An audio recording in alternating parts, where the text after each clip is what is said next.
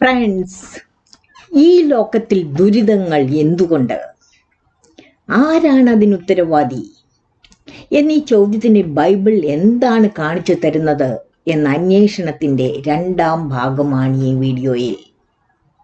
അതിനായി ആദ്യം തിരഞ്ഞെടുത്തത് സാത്താനെയാണ്. സാത്താന്റെ അമാനുഷിക കഴിവുകൾ, ശക്തികൾ, അവന്റെ പ്രവർത്തന ശൈലി, അതിനായി അവൻ ഉപയോഗിക്കുന്ന കൗശലങ്ങൾ, ഇവയൊക്കെ എന്തൊക്കെയാണെന്നും മനുഷ്യരെ അടിമകളാക്കി തമ്മിൽ തല്ലിക്കുവാനും അവരെ കൊണ്ട് മാനസിക പിരിമുറുക്കം ഉണ്ടാക്കുവാനും രോഗങ്ങളാൽ മനുഷ്യനെ കഷ്ടപ്പെടുത്തുവാനും കാലാവസ്ഥ മാറ്റിമറിച്ച് പ്രകൃതിക്ഷോഭങ്ങളാൽ കൊന്നുമുടിക്കുവാൻ വരെ സാത്താന് പവറുകൾ ഉണ്ട് എന്ന് നാം ഇതിന്റെ ഒന്നാം ഭാഗത്തായി കണ്ടുവല്ലോ. ഭൂമിയുടെ ഇപ്പോഴത്തെ റൂളർ സാത്താനാണെന്ന് ബൈബിൾ പറയുന്നതിനാൽ സാത്താന് ഇതിനുള്ള അതോറിറ്റി ഇവിടെ നിന്നും കിട്ടി എന്ന് നമുക്ക് നോക്കാം. സകല സൃഷ്ടികളിന്മേലും പരമാധികാരം ദൈവത്തിനാണ് എന്ന് ബൈബിൾ പറയുന്നു. ദൈവത്തിന്റെ ഭരണ പ്രതിനിധിയായി ഭൂമിക്കായി ദൈവം തെരഞ്ഞെടുത്തത് ആദ്യ മനുഷ്യനായ ആദമിനെയാണ്, സാത്താനെ അല്ല എന്ന് ഉൽപ്പത്തി 1 നമുക്ക് കാണാം. ഈ അധികാരങ്ങൾ കൊടുത്തതിന് ശേഷം ദൈവം ആദ്യ മനുഷ്യനായ ആദമിനോട് പറയുന്ന ഒരു കാര്യമുണ്ട്: സബ്ഡ്യൂയേറ്റ്, ഭൂമിയെ അധീനമാക്കാൻ. ഇവിടെയാണ് ആദമിന് തെറ്റുപറ്റിയത്. ദൈവം മനുഷ്യനെ സൃഷ്ടിച്ചപ്പോൾ അവർക്ക് ഫ്രീ വിൽ കൊടുത്തിരുന്നു, എന്തും സ്വീകരിക്കുവാനും തിരസ്കരിക്കുവാനുമുള്ള ചോയ്സ്. ദൈവത്തെ അനുസരിക്കാതെ സാത്താൻ പറഞ്ഞ പ്രകാരം വിലക്കപ്പെട്ട കനി കഴിച്ച ആദം ദൈവം തന്നെ ഏൽപ്പിച്ച ജോലി ചെയ്തില്ല. മറിച്ച് അവർ ട്രീ ഓഫ് നോളജിലെ കനി കഴിച്ച് സാത്താന്റെ മക്കളായി തീർന്നു. ബൈബിളിൽ ഒരിടത്തും പറയുന്നില്ല ദൈവം ഭൂമിയുടെ രാജ്യത്വത്തെ സാത്താന് കൊടുത്തതായി. എന്നാൽ യേശുവിനെ പരീക്ഷിക്കുവാൻ വരുന്ന സാത്താൻ തന്നെ യേശുവിനോട് ഇവിടുള്ളെല്ലാം ഞാൻ നിനക്ക് തരാം, എന്നെ ഒന്ന് നമസ്കരിച്ചാൽ മതി എന്ന് പറയുന്നു. ഇതിൽ നിന്നും ഇതിന്റെ നിയന്ത്രണം സാത്താന്റെ കയ്യിൽ തന്നെയാണ് എന്ന് തെളിയുന്നു.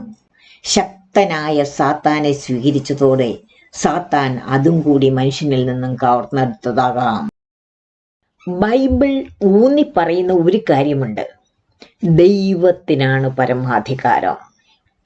ദൈവത്തിന്റെ അധികാരം അതെല്ലാ ലോകശക്തികളുടെയും അധികാരങ്ങളെ മാറ്റിമറിക്കുന്നതാണ്. ഈ ലോകത്തിലെ അധികാര സ്ഥാനത്തേക്ക് ഇരിക്കുന്നവരുടെ എല്ലാ അധികാരങ്ങളും ദൈവത്താൽ നൽകപ്പെട്ടവയാണ്. അതിനെ ശരിവെക്കുന്നവയാണ് യേശുവിന്റെ വിചാരണ സമയത്ത് കോർട്ട് റൂമിൽ നടന്നവ. പീലാത്തോസ് യേശുവിനോട്, നീ എന്താണ് മിണ്ടാതിരിക്കുന്നത്? നിനക്കറിയില്ലേ എനിക്ക് നിന്നെ ക്രൂശിക്കുവാനും വെറുതെ വിടുവാനും അധികാരമുണ്ട് എന്ന്? ആ ചോദ്യത്തിന് യേശു കൊടുക്കുന്ന ഉത്തരം: മുകളിൽ നിന്നും പിതാവ് നൽകിയ അധികാരമല്ലാതെ നിനക്കൊരു അധികാരവുമില്ല എന്നത്. ദൈവത്തിന്റെ പ്ലാൻ അനുസരിച്ച് തക്ക സമയങ്ങളിൽ ദൈവം ന്യായാധിപന്മാരെ നിയമിക്കുന്നതായി നമുക്ക് ന്യായാധിപന്മാരുടെ പുസ്തകത്തിൽ കാണാം. റോമർക്ക് എഴുതിയ സുവിശേഷത്തിൽ പറയുന്നു, ഭൗമിക അധികാരങ്ങൾ ദൈവത്താൽ നൽകപ്പെട്ടവയാണെന്നും. അതുപോലെ ഇയ്യോബിന്റെ 1-ാം അധ്യായവും ലൂക്കോസിന്റെ 22-ാം അധ്യായവും നമുക്ക് കാണിച്ചു തരുന്നത് ദൈവത്തിന് തന്നെയാണ് പരമാധികാരം. വിശ്വാസികളുടെ മേൽ സാത്താന്റെ പവേഴ്സ് ഉപയോഗിക്കണമെങ്കിൽ സാത്താന് ദൈവത്തിന്റെ അനുവാദം ആവശ്യമാണ് എന്നാണ്. ചുരുക്കത്തിൽ സാത്താന്റെ അധികാരങ്ങൾ ദൈവത്താൽ നൽകപ്പെട്ടവയാണ്, അവ ലിമിറ്റഡ് ആണ്. ബൈബിളിൽ സാത്താന് അധികാരങ്ങൾ ആദം കൈമാറിയതായോ ഭൂമിയെ ഭരിക്കുവാൻ ദൈവം സാത്താന് അധികാരം നൽകിയതായിട്ടോ പറയുന്നില്ല. എന്നാൽ സാത്താൻ അധികാരം കിട്ടി, അവൻ ഭരണവും നടത്തിക്കൊണ്ടിരിക്കുകയാണ്. പാപം ലോകത്ത് ഇൻട്രൊഡ്യൂസ് ചെയ്തത് സാത്താനാണല്ലോ. അതെങ്ങനെയെന്ന് റോമർക്ക് എഴുതിയ സുവിശേഷം 5-ലും 1 കൊരിന്ത്യർ 15-ലും പറയുന്നുണ്ട്. അത് തുടർന്നു കൊണ്ടുപോകുവാൻ സാത്താന് ദൈവത്തിന്റെ മൗനാനുമതി ഉണ്ടായിരുന്നു എന്നല്ലേ അത് കാണിക്കുന്നത്. എന്തുകൊണ്ട് ദൈവം മൗനമായി അത് അനുവദിച്ചു? ദൈവം ആദമിന് നൽകിയ അതോറിറ്റി ആദം സാത്താന് കൈമാറിയതായി ബൈബിളിൽ പറയുന്നില്ല. എന്നാൽ ഞാൻ ഇതൊക്കെയും നിനക്ക് തരാം എന്ന് പിശാച് യേശുവിന് നൽകിയ ഓഫർ ഭൂമിയുടെ അധികാരത്തിൽ ചേഞ്ച് വന്നതായും കാണിക്കുന്നു. അതെങ്ങനെ സാധിച്ചു? മറ്റെല്ലാ സൃഷ്ടികളെയും കീഴടക്കി ഭൂമിയെ ഭരിക്കുവാനുള്ള അധികാരം കൈവശം വയ്ക്കുവാൻ ദൈവം ആദമിനെയാണല്ലോ തിരഞ്ഞെടുത്തത്. നന്മ തിന്മകളെ കുറിച്ചുള്ള അറിവിന്റെ വൃക്ഷത്തിന്റെ ഫലം കഴിക്കരുത് ദൈവത്തിന്റെ നേരിട്ടുള്ള കൽപ്പനയോടാണ് ആദം അനുസരണക്കേട് കാണിച്ചത്. ദൈവത്തിന്റെ പരമാധികാരം അംഗീകരിക്കുവാനുള്ള ആദമിന്റെ നഗ്നമായ വിസമ്മതമായിരുന്നു അത്. ആ മനഃപൂർവമായ നടപടി അത് ഭൂമിയുടെ കാര്യങ്ങളിൽ സാത്താന് കാലുറപ്പിക്കാനും ലോകത്തെ നിയന്ത്രിക്കുവാനും വഴിയൊരുക്കുകയും അങ്ങനെ സാത്താൻ ഈ യുഗത്തിന്റെ അധിപനായി മാറുകയും ചെയ്തു. സർവശക്തനായ ദൈവത്തിന് സാത്താനെ തടയാമായിരുന്നു. എന്നാൽ ഇവിടെ ഒരു ട്വിസ്റ്റുണ്ട്. ഇതും ദൈവത്തിന്റെ മഹത്തായ രക്ഷാപദ്ധതിയുടെ ഭാഗമായതിനാൽ സാത്താന് തൻ്റെ താൽക്കാലിക ഭരണം തുടരാൻ ദൈവത്തിന്റെ നിശബ്ദ അനുമതി ഉണ്ടായിരുന്നു എന്നതായിരുന്നു അത്. സാത്താന് ലിമിറ്റഡ് അതോറിറ്റിയെ ഉള്ളൂ എന്നതിൻ്റെ തെളിവാണ് ഇയ്യോബിന്റെ വിശ്വാസത്തെ ടെസ്റ്റ് ചെയ്യുവാൻ സാത്താൻ ദൈവത്തോട് പെർമിഷൻ ചോദിക്കുന്നതും ലോർഡിന്റെ ഓർഡർ പ്രകാരം ഇയ്യോബിന്റെ ജീവൻ എടുക്കാതെ മാത്രം സാത്താൻ ഇയ്യോബിനെ പീഡിപ്പിക്കുന്നതും. സാത്താന്റെ ആ താൽക്കാലിക ഭരണം തുടരുവാൻ ദൈവം മൗനമായി അനുവദിച്ചു കൊടുത്തുകൊണ്ടുള്ള ഈ രക്ഷാ ദൗത്യത്തിന്റെ വിജയം ആർക്കാണ്? അവസാന വിജയം അത് ദൈവത്തിന് തന്നെ എന്ന പ്രവചന പുസ്തകമായ വെളിപ്പാട് നമുക്ക് ഉറപ്പ് നൽകുന്നു. ഭൂമിയിൽ തന്റെ ഭരണം തുടരാൻ സാത്താനെ ദൈവം നിശബ്ദമായി അനുവദിച്ചതിന്റെ കാരണം ദൈവം മനുഷ്യർക്കായി അവരുടെ വീണ്ടെടുപ്പിനായി ഒരു സാർവത്രിക രക്ഷാ പദ്ധതി മുൻകൂറായി തന്നെ ആവിഷ്കരിച്ചിരുന്നു എന്നതാണ്. അതെങ്ങനെയാണ് സാത്താന്റെ ഭരണവുമായി ബന്ധപ്പെട്ടിരിക്കുന്നത് എന്നറിയണമെങ്കിൽ ആ പ്ലാനിന്റെ വിശദാംശങ്ങൾ നാം അറിയേണ്ടിയിരിക്കുന്നു. ആ രക്ഷാപദ്ധതി ആരംഭിക്കുന്നത് വീണ്ടെടുപ്പിലൂടെയാണ്. പാപത്തിൽ മുങ്ങിപ്പോയ മനുഷ്യന് തന്റെ തെറ്റുകൾ മനസ്സിലാക്കി മനസ്സാന്തരമുണ്ടായി അവരുടെ മനസ്സിനൊരു രൂപാന്തരം ഉണ്ടാക്കുക എന്നതാണ് ആദ്യപടി. രൂപാന്തരപ്പെട്ട മനസ്സിനാൽ അവർക്ക് സാത്താനെ ചെറുത്തു നിൽക്കുവാൻ കെൽപ്പുണ്ടാക്കുക. അങ്ങനെ സാത്താന്റെ വഴികളിൽ നടന്നിരുന്നവരെ ദൈവത്തിന്റെ വഴിയിലേക്ക് തിരിച്ചുവിടുക എന്നതാണ് ഈ രക്ഷാദൗത്യത്തിന്റെ ആദ്യപടിയായ വീണ്ടെടുപ്പിന്റെ ഉള്ളടക്കം. വീണ്ടെടുപ്പ് അതൊരു തുടർച്ചയായ പ്രക്രിയയാണ്. അതിൽ ഇന്ന് ജീവിച്ചിരിക്കുന്ന നാമും ഉൾപ്പെടുന്നു. ദൈവത്താൽ തിരഞ്ഞെടുക്കപ്പെട്ട പ്രവാചകന്മാരിൽ യെശയ്യായും മീഖായും ദൈവപുത്രന്റെ ജനനത്തിന് ഏകദേശം 700 വർഷങ്ങൾക്ക് മുമ്പ് തന്നെ രക്ഷകന്റെ വരവിനെ കുറിച്ച് പ്രവചിച്ചതായി നമുക്ക് ഓൾഡ് ടെസ്റ്റ്മെന്റിൽ കാണാം. അതിനായി സ്വർഗത്തിൽ നിന്നും ഇറങ്ങി വന്ന് മനുഷ്യജന്മമെടുത്ത ദൈവപുത്രനായ യേശു മാലോകർക്ക് ചില വെളിപ്പെടുത്തലുകൾ നടത്തുകയുണ്ടായി. ഒന്നാമതായി യഥാർത്ഥ ദൈവത്തെക്കുറിച്ചുള്ളതായിരുന്നു. അതായത് ആർക്കും അറിയാത്ത, ആരും കണ്ടിട്ടില്ലാത്ത, കണ്ടാൽ പിന്നെ ജീവിച്ചിരിക്കുവാൻ കഴിയാത്ത വെളിച്ചത്തിൽ വസിക്കുന്ന പിതാവാം ദൈവത്തെക്കുറിച്ചുള്ളതായിരുന്നു അത്. രണ്ടാമതായി മാലോകർക്കും കിങ്ഡം ഓഫ് ഗോഡിൽ ക്രിസ്തുവിൽ കൂടി അവകാശികൾ ആകാമെന്നുള്ള വെളിപ്പെടുത്തലായിരുന്നു. അതിനായി സാത്താൻ ഉണ്ടെന്നുള്ള വസ്തുത യേശു മാലോകർക്ക് വെളിപ്പെടുത്തി കൊടുത്തു. മനുഷ്യരുടെ നാശം ആഗ്രഹിക്കുന്നവനാണ് സാത്താൻ എന്നത് അവൻ പീഡിപ്പിച്ചുകൊണ്ടിരിക്കുന്ന മനുഷ്യരിൽ നിന്ന് സാത്താനെ പുറത്താക്കി സൗഖ്യപ്പെടുത്തി യേശു കാണിച്ചു കൊടുത്തു. അതിലൂടെ സ്നേഹത്തിൽ അധിഷ്ഠിതമായ ദൈവ വഴികളെ യേശു വെളിപ്പെടുത്തി. അങ്ങനെ പശ്ചാത്താപത്തിലും മാനസാന്തരത്തിലും കൂടി മനുഷ്യ മനസ്സിനെ രൂപാന്തരപ്പെടുത്തി സാത്താനെ ചെറുക്കുവാനുള്ള ധൈര്യവും ശക്തിയും നൽകിയാണ് വീണ്ടെടുപ്പ് എന്ന പ്രക്രിയ നടന്നുകൊണ്ടിരിക്കുന്നത്. ഈ രക്ഷാദൗത്യത്തിൻ്റെ രണ്ടാം ഘട്ടമാണ് റെസ്റ്റോറേഷൻ അഥവാ മടക്കി കൊടുക്കൽ. എന്താണ് ദൈവം മനുഷ്യന് തിരികെ കൊടുക്കുന്നത്? എന്താണ് അവർക്ക് നഷ്ടമായത്? നമ്മുടെ പൂർവ്വ പിതാക്കളുടെ ലംഘനത്താൽ അവർക്കുടൻ തന്നെ സ്പിരിച്വൽ ഡെത്ത് ഉണ്ടായോ ഇല്ലയോ? അവർ വിഷമത്തിലാകുന്ന സമയമെല്ലാം ദൈവം അവരോട് സംസാരിക്കുകയും അവരുടെ സഹായത്തിനായി ദൈവപുത്രനെ അയക്കുകയും ചെയ്യുന്നതായി ജൂതർക്കിടയിൽ ക്രിസ്തുവിന് മുൻപ് തന്നെ പ്രചാരത്തിൽ ഉണ്ടായിരുന്ന റിലീജിയസ് ബുക്കായ ദി ഫോർഗോട്ടൺ ബുക്സ് ഓഫ് ഏദനിലെ ആദ്യ ബുക്കായ the life of Adam and ഈവിൽ വെളിപ്പെടുത്തുന്നുണ്ട്. ഈ ബുക്ക് മലയാളത്തിലേക്ക് തർജ്ജിമ ചെയ്തത് എൻ്റെ ലിങ്ക് ഇതിനടിയിലും ഡിസ്ക്രിപ്ഷൻ ബോക്സിലും കൊടുക്കുന്നുണ്ട്. താല്പര്യമുള്ളവർ കാണുക. അവർ തോട്ടത്തിൽ നിന്നും പുറത്താക്കപ്പെട്ടതിന് ശേഷമുള്ള അവരുടെ ജീവിതത്തെക്കുറിച്ച് ബൈബിൾ ഒന്നും തന്നെ പറയുന്നില്ല. അതിനാൽ തന്നെ അവർക്കുടൻ തന്നെ സ്പിരിച്വൽ ഡെത്ത് ഉണ്ടായോ ഇല്ലയോ എന്നത് ബൈബിൾ പ്രകാരം സ്പഷ്ടമല്ല. പിന്നെ എന്താണ് അവർക്ക് നഷ്ടപ്പെട്ടത്? അവരെ തോട്ടത്തിൽ നിന്നും പുറത്താക്കുന്ന സമയം തന്നെ ഊരിപ്പിടിച്ച വാളുമായി കെരൂബിനെ ദൈവം അതിൻ്റെ ഗേറ്റിൽ കാവൽ നിർത്തി. എന്തിനായിട്ടെന്നോ? ദി ട്രീ ഓഫ് ലൈഫ് എന്ന മരത്തിൽ നിന്നും അതിൻ്റെ ഫലം പറിച്ചു തിന്നവർ ഇറ്റേണിറ്റിക്ക് ഉടൻ തന്നെ അർഹരായി തീരുവാൻ ഇടയാകാതിരിക്കുവാൻ. അപ്പോൾ അവർക്ക് നഷ്ടപ്പെട്ട രണ്ട് കാര്യങ്ങളാണ്. ഒന്ന്, തോട്ടത്തിലേക്കുള്ള പ്രവേശനം. രണ്ട്, ട്രീ ഓഫ് ലൈഫിലെ ഫലം കഴിക്കുവാനുള്ള അവരുടെ പാത തടയപ്പെട്ടു. ദൈവത്തിന്റെ പ്ലാനിങ് രണ്ടാം ഭാഗമായ റെസ്റ്റോറേഷനിൽ കൂടി ദൈവം പ്രോമിസ് ചെയ്യുകയാണ്. ഇത് രണ്ടും വീണ്ടെടുപ്പിൽ കൂടി ദൈവ വഴിയിലേക്ക് വന്ന മാനവർക്ക് തിരികെ കൊടുക്കും എന്ന്. മൂന്നാം ഭാഗത്തിൽ ഒരു പൂർണ്ണ ശുദ്ധീകരണത്തിലൂടെയുള്ള ഒരു നവീകരണ പ്രക്രിയയാണ് നടക്കുന്നത്.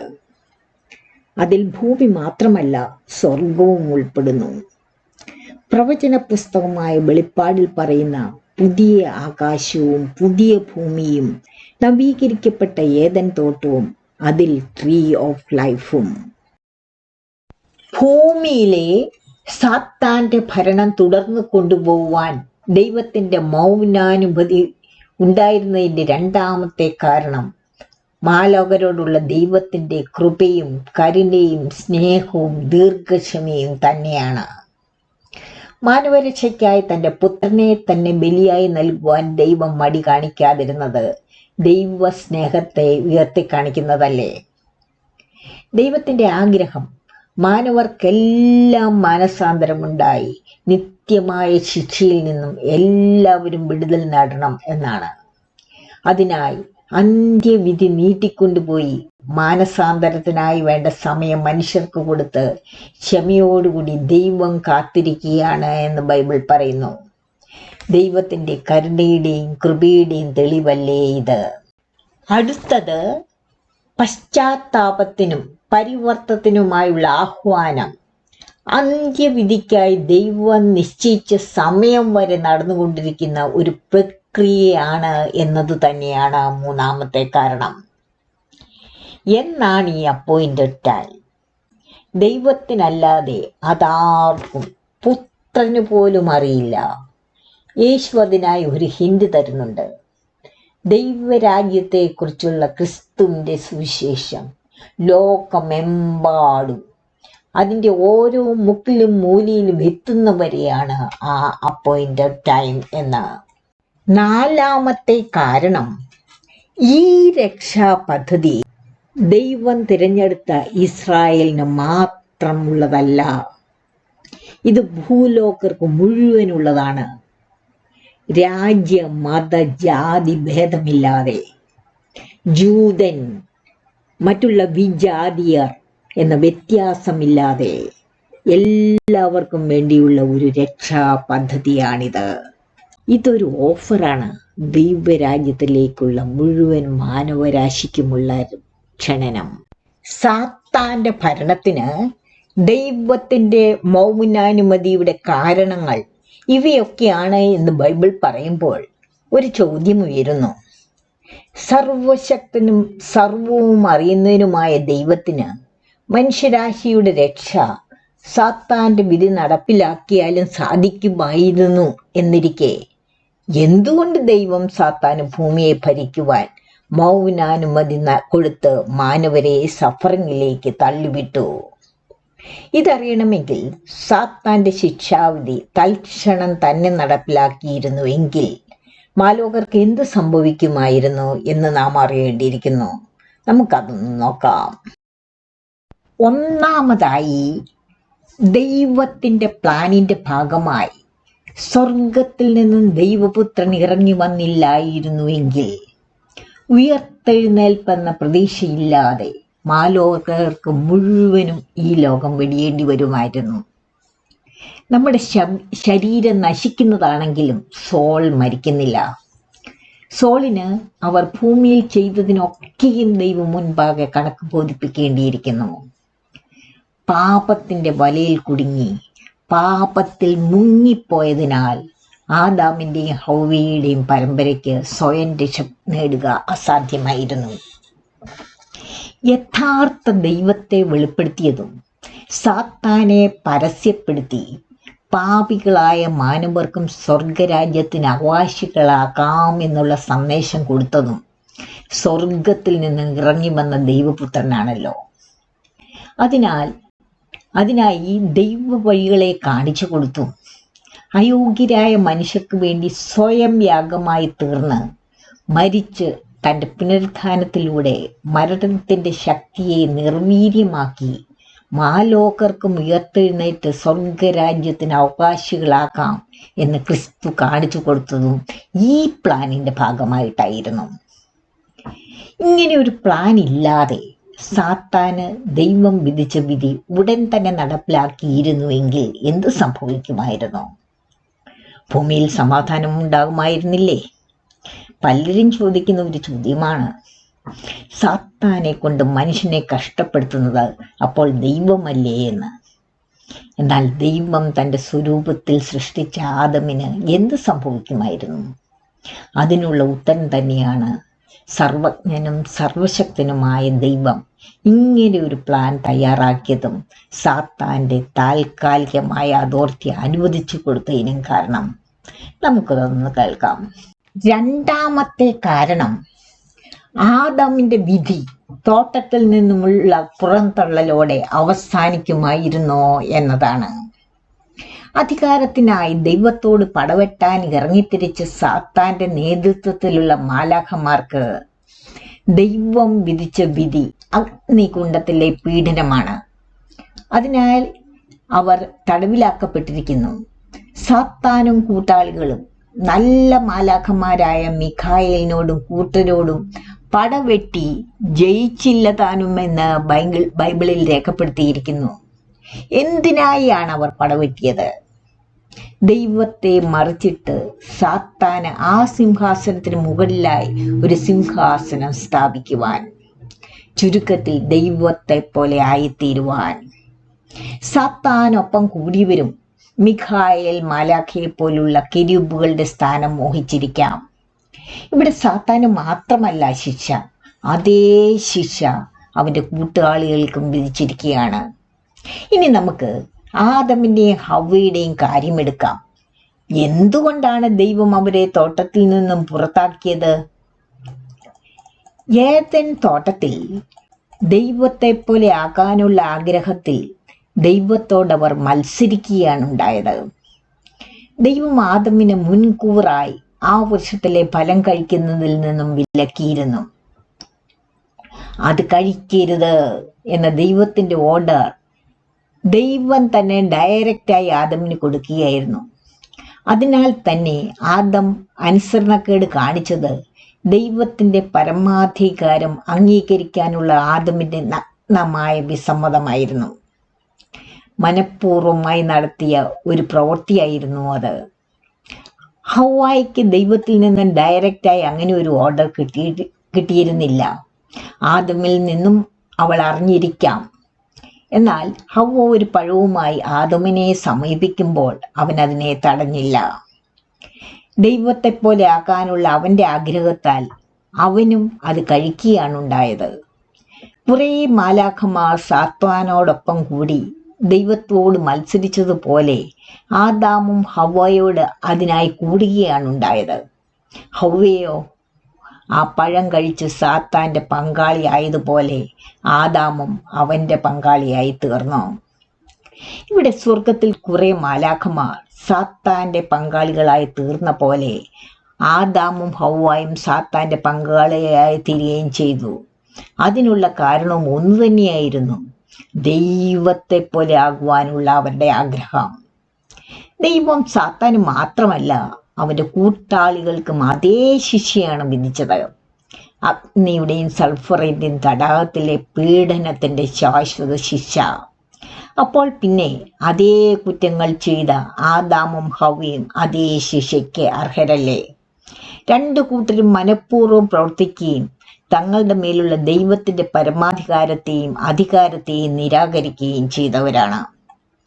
സാത്താൻ ആഗ്രഹിച്ച പോലെ ദൈവം തന്റെ സ്വരൂപത്തിലും സാദൃശ്യത്തിലും സൃഷ്ടിച്ച ആദമും മാനവകുലം മുഴുവനായും തന്നെ ഭൂലോകത്തിൽ നിന്ന് തുടച്ചു നീക്കപ്പെടുമായിരുന്നു. മനുഷ്യരുടെ നാശം ആഗ്രഹിച്ച സാത്താൻ ജയിക്കുമായിരുന്നു. ഇതൊക്കെയും സർവജ്ഞനായ ദൈവം മുൻകൂറായി മനസ്സിലാക്കി അതിനായി ഒരു പദ്ധതി തയ്യാറാക്കി അത് ഘട്ടം ഘട്ടം പ്രാവർത്തികമാക്കിക്കൊണ്ടിരിക്കുകയാണ്. തൻ്റെ സ്വരൂപത്തിലും സാദൃശ്യത്തിലും ദൈവം രണ്ടു മനുഷ്യരെ മാത്രമേ സൃഷ്ടിച്ചിട്ടുള്ളൂ, ആദമിനെയും യേശുവിനെയും. മനുഷ്യനെ സ്നേഹിക്കുന്ന ദൈവത്തിന് അവരെ എന്നേക്കുമായുള്ള കഷ്ടതയിലേക്ക് തള്ളിവിടുവാൻ മനസ്സുണ്ടായില്ല. എല്ലാവരെയും വീണ്ടെടുക്കണം എന്ന ഉദ്ദേശത്തോടു കൂടി സാവകാശം കൊടുത്തുകൊണ്ട് അതിനാലാണ് ദൈവം ഈ രക്ഷാപദ്ധതി രൂപീകരിച്ചത്. പ്രവചന പുസ്തകമായ വെളിപ്പാടിൽ ദൈവം ഉറപ്പു നൽകുന്ന ഒന്നുണ്ട്. ദൈവത്തിന്റെ രക്ഷാപദ്ധതിയാൽ വീണ്ടെടുക്കപ്പെടുന്നവർ അഗ്നി തടാകത്തിലെ നിത്യപീഡനത്തിന്റെ പേരിൽ വിധിക്കപ്പെടുന്നില്ല. ജീവന്റെ പുസ്തകത്തിൽ പേരില്ലാത്തവർ മാത്രമേ അഗ്നി തടാകത്തിലേക്ക് എറിയപ്പെടുകയുള്ളൂ എന്ന്. അടുത്തതായി ദൈവത്തിന്റെ ഈ രക്ഷാപദ്ധതിയിൽ മാലോകർക്ക് ദുരന്തങ്ങളും കഷ്ടപ്പാടുകളും വേദനകളും പരീക്ഷണങ്ങളും ദൈവം ഉൾപ്പെടുത്തിയിട്ടുണ്ടോ? ആളുകളെ പീഡിപ്പിക്കുന്നതിൽ സന്തോഷിക്കുന്നവനോ നമ്മുടെ ദൈവം? എന്നിവ പരിശോധിക്കാം. വീഡിയോ നീണ്ടുപോകുന്നതിനാൽ അവയൊക്കെയും അടുത്ത വീഡിയോയിൽ. നിങ്ങൾക്ക് ഈ വീഡിയോ ഇഷ്ടപ്പെട്ടെങ്കിൽ സബ്സ്ക്രൈബ് ചെയ്യാനും ലൈക്ക് ചെയ്യുവാനും മറക്കേണ്ട. താങ്ക്